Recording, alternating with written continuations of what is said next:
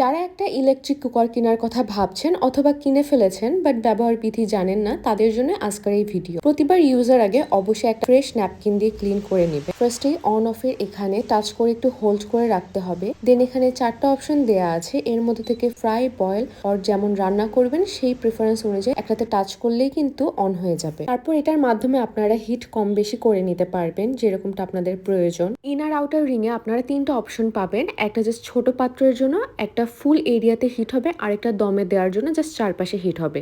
আর এটা হচ্ছে টাইমার, এখানে টাচ করে আপনারা টাইম সেট করতে পারেন, তাহলে নির্দিষ্ট টাইমের মধ্যে চুলাটা অটোমেটিক অফ হয়ে যাবে।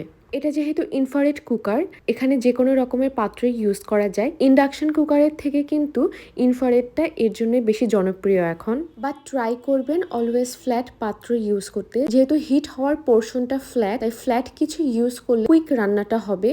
এতে করে কারেন্টের সাশ্রয় হবে। রান্না শেষে অফে একবার টাচ করলে অফ হয়ে যাবে। ইউজ করা শেষ হয়ে গেলেও এটাতে হাত দিবেন না, কারণ এটা দীর্ঘ সময় পর্যন্ত গরম থাকে।